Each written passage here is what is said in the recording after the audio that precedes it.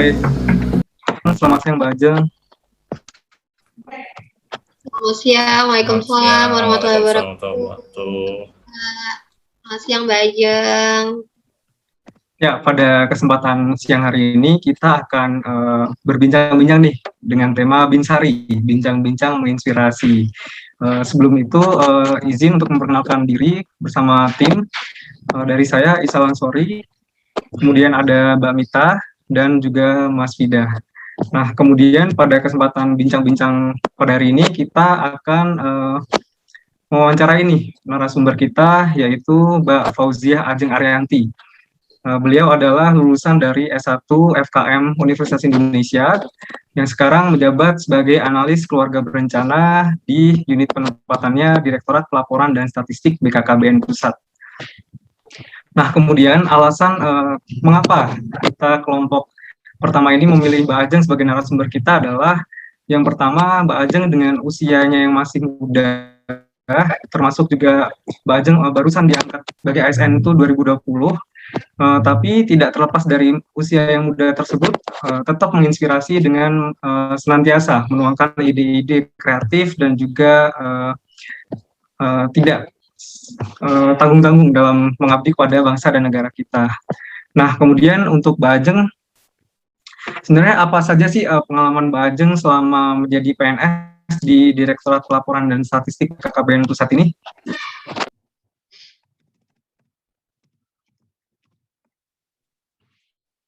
Pengalaman selama jadi PNS itu 19 dengan jabatan analis keluarga berencana dan diangkat sebagai PNS pada bulan Maret 2020. Pada waktu itu tuh cukup berbeda ya kondisinya dengan sekarang lagi pandemi.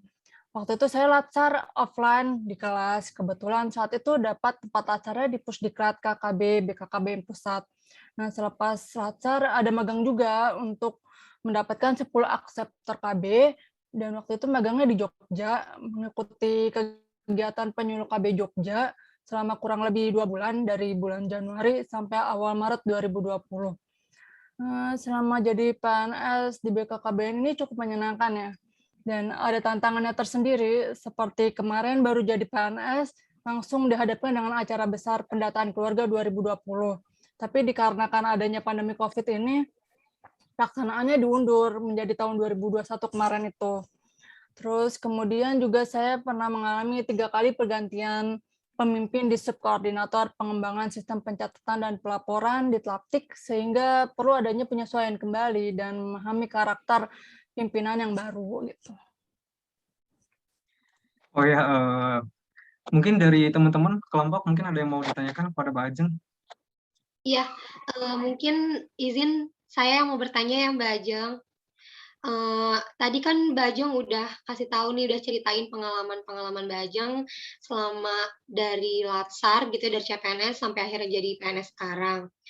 Mungkin bisa dikerucutin lagi Mbak Ajeng, gimana sih suka duka dalam menjalankan pekerjaan selama menjadi PNS di BKKBN? Suka dukanya sama menjalankan pekerjaan sebagai PNS di BKKBN, kayak pokoknya mungkin seperti bisa bekerja dengan orang-orang yang profesional lah. Terus bisa menambah ilmu baru yang belum pernah didapat dari tempat kerja yang sebelumnya. Kemudian bisa bergabung dengan BKKBN juga bisa membuat membawa saya keliling Indonesia untuk memahami kondisi yang ada di lapangan, melihat tantangan yang dihadapi oleh para penyuluh KB sama kader dalam mensosialisasikan kesadaran kepada keluarga akan pentingnya penggunaan alat kontrasepsi, juga mengenai pendidikan seksual kepada teman-teman remaja dan anak-anak.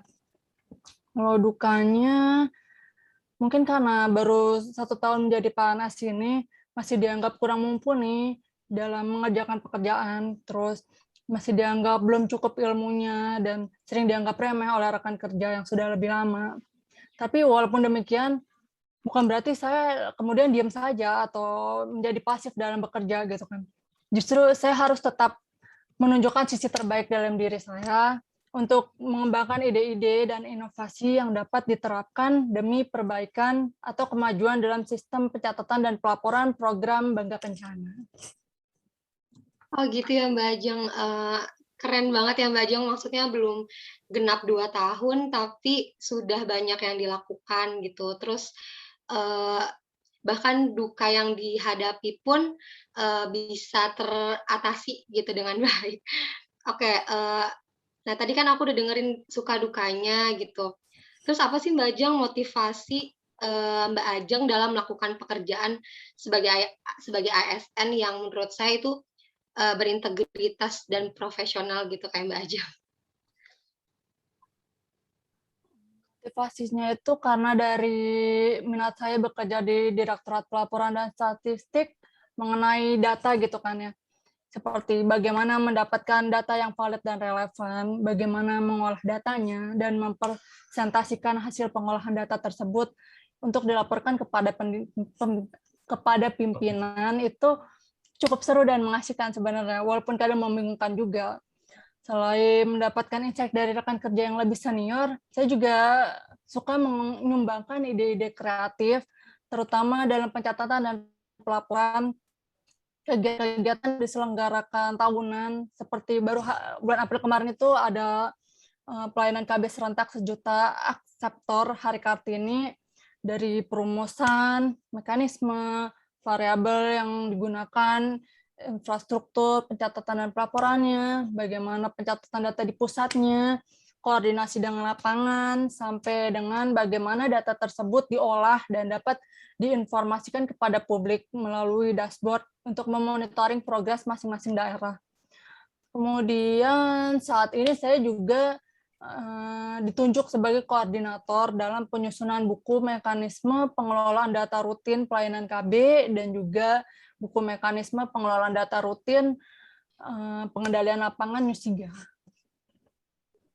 Wah hebat banget ya Mbak Ajeng. Mungkin Ya nih keren banget Mbak Ajeng dengan pengalaman-pengalamannya yang baru 1 tahun tapi sudah banyak ya Mbak ya. ya benar. Bahkan ditunjuk Betul, sebagai betul. koordinator dalam penyusunan buku mekanisme pengolahan data rutin ya Mbak ya, yang KB dan dalam. Mungkin dari teman-teman ada yang mau bertanya lagi ke Mbak Ajeng? Boleh saya sambung ya, Mbak? Ya, Nah, silakan Mas Yuda. ya setelah tadi motivasi terbesar, nah sekarang apa sih Mbak tentang tantangan terbesar dalam pekerjaan Mbak yang pernah dihadapi selama ini? Tantangan terbesarnya ini mungkin berhubung saya ini kan tuli ya, jadi saya punya gangguan pendengaran sehingga cukup tertantang dalam mengerjakan pekerjaan di kantor gitu. Apalagi saat pandemi sekarang ini, kegiatan tuh banyak dilaksanakan secara virtual meeting seperti ini kan ya. Nah terus kalau di kantor juga kan semuanya pada pakai masker, jadi banyak orang bicara sama saya sulit memahami ya saat orang itu berbicara. Jadi harus putar-putar otak gitu kalau seperti itu. Jadi misalnya saat virtual meeting kayak gini, dibantu dengan web captioner gitu. Jadi nanti akan ada bantuan teks, walaupun nggak sempurna juga, tapi seenggaknya ada beberapa kalimat yang bisa saya pahami. Selain itu juga bisa minta notulensi hasil rapatnya. Jadi saya tetap bisa paham gitu tentang inti rapat yang diikuti. Sementara kalau untuk pertemuan di kantor, kalau saat mengalami kendala komunikasi bisa minta tolong untuk ditulis di kertas gitu kan ya, atau via teks WhatsApp aja. Jadi bisa tahu ada tugas apa gitu. Baik, bagus, Mbak. Untuk yang terakhir nih, Mbak, apa pesan Mbak Ajeng untuk kita para CPNS BKKBN ini? Pesannya tetap semangat untuk teman-teman semua. Semoga bisa selalu mengimplementasikan anekanya selama selesai latsar ini. Terus juga nilai-nilai PNS lainnya seperti manajemen ASN, pelayanan publik, dan juga mendukung terwujudnya whole of government lepas latsar. Jadi sehingga bisa menjadi ASN yang lebih profesional. Kalau kalian bisa mengubah dari dalam sistem yang dianggap kurang gitu, pasti lebih bagus lagi. Amin, semoga kita Amin, bisa. terima kasih. Semoga kita bisa begitu ya, Mbak. Ya, baik. Terima kasih Mbak Ajeng Terima atas kasih. sharingnya, atas pengalaman-pengalaman Mbak Ajeng selama bekerja di Direktorat Pelaporan dan Statistik, yang mana menginspirasi kita, meskipun kita masih muda sebagai ASN, bukan berarti kita harus apa ya, berhenti untuk terus menyalurkan ide-ide kreatif. Nah, maka dari itu kesimpulan yang saya dapatkan bersama teman-teman di sini, yaitu adalah harus tetap semangat dalam bekerja apapun tantangannya, selalu menerapkan aneka dan nilai-nilai PNS lainnya seperti manajemen ASN, pelayanan publik, dan mendukung juga terwujudnya WOG atau Whole of Government meskipun Lasar sudah selesai nanti. Dan senantiasa berani dalam menyampaikan ide-ide kreatif demi terwujudnya sistem pemerintahan yang lebih efektif serta efisien. Nah, mungkin ada yang mau disampaikan kepada Mbak Ajeng sebelum kita tutup acara bincang-bincang ini, teman-teman? Aku dulu deh, Mas. Ya, boleh Mbak Mita. Ya, mungkin mau mengucapkan terima kasih aja nih Mbak Ajeng sudah mau menyempatkan waktunya untuk berbincang-bincang sama kita di sini. Semoga Mbak Ajeng selalu sehat dan terus menginspirasi. Ya, mati. Oh iya. Dan terus menginspirasi dan kita juga semoga sebagai CPNS bisa meneladani Mbak Ajeng, meneladani semangatnya dalam bekerja sebagai PNS nanti. Terima kasih Mbak Ajeng. Terima kasih Mbak Ajeng. Ya, mungkin dari Mas Vida ada yang mau disampaikan, Mas? Kalau dari saya ucapkan pertama terima kasih Mbak udah menyediakan waktu untuk berbincang-bincang dengan kita semua. Walaupun sebentar, tapi bisa menginspirasi semuanya. Harapannya semuanya bisa pelajarannya dapat diambil semuanya.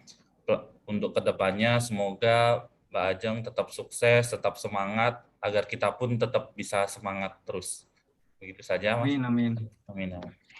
Ya, baik, kita akhiri diskusi atau bincang-bincang kita hari ini.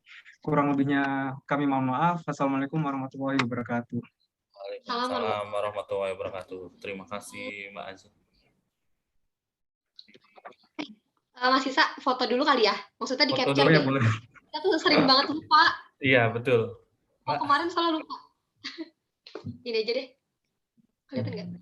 Siapa yang capture, Mas? Boleh, boleh. Gimana ya caranya? Bentar, aku Udah ganti aku galeri. capture.